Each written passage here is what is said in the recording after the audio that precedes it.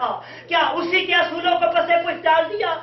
پھر be be کہتی ہے کہ یبنا کہافا, او ممبر پہ بیٹھے ہوئے, کیا کوئی قرآن کی آیت دکھا سکتا ہے کہ جس سے یہ وراثت کے قانون منسوخ ہو گئے ہو کہ بیٹی باپ کی وارث نہیں؟ اس وقت یہ ایک دوسرے کے منہ کی طرف دیکھتے رہے.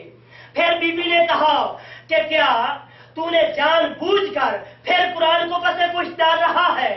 ذرا یہ تو بتاؤ کہ میرے بابا کے اوپر کوئی شریعت لاگو ہوتی ہے جس کا میرے بابا نے حکم دیا, یا کوئی اور شریعت لاگو ہوتی ہے؟ جتنے اہل مسجد تھے سب نے یک زبا کہا کہ اے بی بی فاطمہ الزہرا, تیرے بابا پہ بھی وہی شریعت لاگو ہے جو دیگر پورے دین اسلام پوری امت پہ لاگو ہے. تو پھر بی بی کہتی ہے کہ اگر کوئی مر جائے, اس کے وارث ہیں, قرآن وراثت کی شرح بتا رہا ہے, انبیاء کے وارث ہیں, حضرت ذکریہ دعا مانگ رہے ہیں, تو پھر جان بوجھ کر مجھے وراثت سے کیوں بے دخل کیا جا رہا ہے؟ اور جان بوجھ کر کل تک حسبنا کتاب اللہ کی رٹ لگانے والوں قرآن کو پسے پشت کیوں ڈال رہے ہو؟ جب دیکھا نا کہ پوری قوم اس بات پہ متفق ہو گئی ہے کہ اب زہرا کی بات نہیں ماننی, نہ اس کا احترام کرنا ہے, ایک دکھی سا بیان کیا اور کہا کہ اے یبنا کافا, قیامت کے روز ملاقات ہوگی اور وہ عادل ذات بہت رحیم اور بہترین عدل کرنے والی ہے. یہ جملے کہنے تھے کہ وہ زار و قطار رونے لگا. یہ ایک فطر کی حقیقت ہے کہ اس فطر کے باغ میں تاریخ کو پسے پشت ڈالا گیا, قرآن کو پسے پشت ڈالا گیا, حدیث کو پسے پشت ڈالا گیا, اور خدا کروٹ کروٹ رحمت فرمائے حضرت عمر بن عبدالعزیز پہ کہ جنہوں نے بی بی کو فدق واپس کر کے بی بی کی سچائی کا صحیح معنی ثبوت دیا. صلوات پڑھیں. پھر بھی اپنی زبانوں کو معطر فرمائیں ضرور.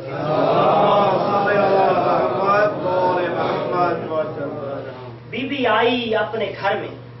جب آئی بی بی نے بہت گریا کیا. کبھی دیکھتی ہے حسن و حسین کو, کبھی بی بی دیکھتی ہے بی بی زینب کو, کبھی ام کلثوم کو. پوچھتی ہیں بی شہزادی زینب پوچھتی ہے ماں اتنے رونے کی وجہ کیا ہے؟ بی بی کہتی ہے شہزادی زینب جو کچھ میں دیکھ آئی ہوں, جو کچھ میں دیکھ آئی ہوں مجھے وہ رلاتا ہے. بی بی کہتی ہے تو کیا دیکھ آئی ہے؟ بی بی کہتی ہے زینب جو میں دیکھ آئی ہوں اب تیرے سر پہ یہ ردا باقی نہیں رہی. جو میں دیکھ آئی ہوں تیرے بھائی کا جنازہ قبرستان سے واپس آئے گا. آزادہ ران حسین بی بی کہتی ہے جو میں دیکھ آئی ہوں وہ کربلا کا میدان ہوگا, 61 ہجری ہوگی, اکیلا حسین رہ جائے گا, بھائی مارے جائیں گے, بیٹے مارے جائیں گے, نہر علقمہ کے کنارے 3 دن کا پیاسا ہوگا. اے زفے میری بیٹی زینب اس وقت صبر کرنا, بس وہ وقت آ گیا. آئے حسین خیام میں آ کر کہتے ہیں سلام علیکہ یا اختی زینب بہر میں رسول اللہ, اور میری بہن زینب میرا سلام, اور مجھے ایک بوسیدہ لباس دو. ماں کی وصیت یاد آ گئی, بہت روئی زینب, بھائی کے گلے پہ بوسے دیے, کہتی ہے میں تجھے نانا محمد کا لباس دیتی ہوں. میرا مولا کہتا ہے اے بہن زینب اور یہ سارے جانتے ہیں میں محمد کا نواسا ہوں. آقا نے ودا کیا, آئے حضرت سجاد کے پاس. جب آئے کہتے سجاد آنکھ کھول اب تیرا بابا جا رہا ہے. جب سجاد نے آنکھ کھولی کیا دیکھتا ہے کہ حسین کے چہرے پہ علی اکبر کی موت لکھی ہوئی ہے, پیشانی زخمی ہے. کہتے بابا اور تو جو میدان کو جا رہا ہے تیرے انصار کہاں گئے؟ کہتے بابا تیرے انصار کہاں گئے؟ میرے مولا کہتے ہیں مارے گئے. سجاد ایک جملہ کہتے ہیں اینا اینا اخی العباس, اور تیرا عباس کہاں گیا؟ اس وقت میرے مولا کہتے ہیں سجاد اب تیرے اور میرے سوا اور کوئی نہیں. سجاد کہتے ہیں بکر اور تلوار لاؤ, ہمیں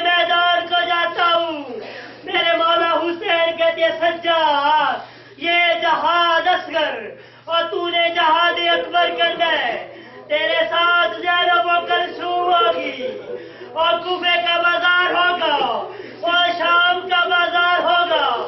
لوگ کہیں گے شرابی کی نوش کہیں گے باغی کی بہر آ گئی اور یزید شراب میں مخمور ہوگا. عزاداران حسین میرے مولا حسین آئے میدان میں. جب آنے لگے گھوڑے کو کہتے ہیں گھوڑا چل، گھوڑا چلتا نہیں. جب دیکھتے ہیں کیا دیکھتے ہیں؟ معصوم سکینہ ہے. گھوڑے کے پاؤں پکڑ کر کہتی ہے گھوڑا جو بھی میدان میں گیا واپس نہیں آیا وہ مجھے یتیم نہ کر، میرے بابا کو میدان میں نہ لے جا. میرے مولا کہتے ہیں سکینہ میرے امتحان کا وقت قریب ہے. بیویاں یہ کہتی ہیں حسین اور تو جو میدان کو جا رہا ہے پھر ہمیں کس کے سہارے پہ چھوڑے جا رہا ہے؟ ہمیں مدینہ رسول پہ پہنچا دے. میرے مولا کہتے ہیں بیویوں ابھی آپ کو اجر رسالت ملنا ہے. ابھی دین کی تبلیغ کے لیے کوفے کے درباروں میں جانا ہے، ابھی شام کے درباروں میں جانا ہے، پھر یہ امت تمہیں پہنچائے گی جو بچ جائیں گے. میرا مولا آیا میدان میں، حملہ کیا لشکر شام پہ.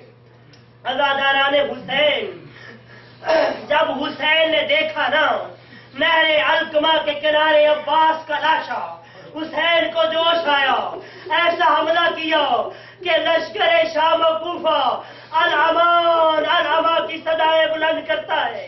پھر اتنے میں ایک آواز آئی اے نفس مطمئنہ وفدینہ بذبح عظیم، تیرے امتحان کا وقت آ گیا. میرے مولا نے گھوڑا واپس موڑا، کمانوں سے تیر نکلے، حسین کے جسم میں پوست ہو گئے. ایک ملعون نے نیزہ مارا، دوڑتے ہوئے گھوڑے سے میرے مولا نیچے آیا. جو تیر لگے ہوئے تھے وہ پار ہو گئے. جب حسین گھوڑے سے نیچے آیا اس وقت ظلم اپنے عروج پہ آیا. کوئی تیر مارتا ہے، کوئی نیزہ مارتا ہے، اور جس کے پاس کچھ نہیں اس نے کربلا کی گرم ریت اور زخمی کے زخموں پہ پھینکی.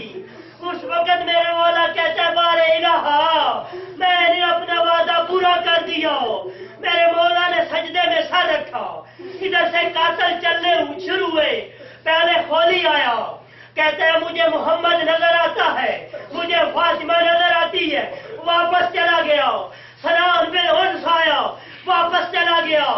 آخر میں وہ کمینہ آیا کہ جس نے دین کا کعبہ گرا دیا. یہ شمر آیا. میرا مولا کہتا ہے اے شمر مجھے جانتا ہے. کہتا ہے میں تجھے جانتا ہوں. میرا مولا کہتا ہے شمر تھوڑی دیر انتظار کر، مجھے اکبر کی موت نے مار ڈالا ہے، میں ایک لحظے کا مہمان ہوں.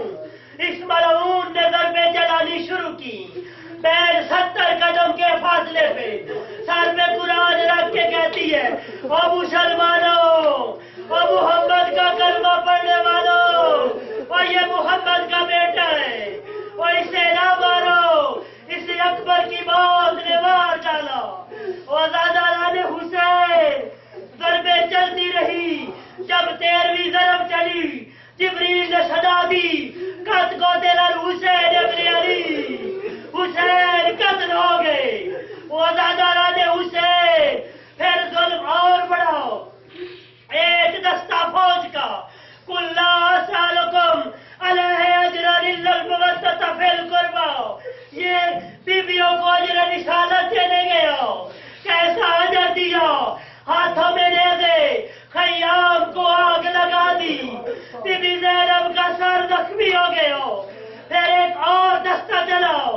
اس دستے نے کیا کیا کہ شمال کے گھوڑے جنوب کو، مشرق کے گھوڑے مغرب کو، یہ مظلوم کی لاش پہ دوڑائے گئے. زہیر بن قید کی جب خادمہ نے اپنے غلام کو کفن دے کر بھیجا، وہ کہتا ہے میں نے دیکھا حسین کا لاشا ایک جگہ پہ نہ تھا، لاشا ٹکڑوں میں تقسیم تھا.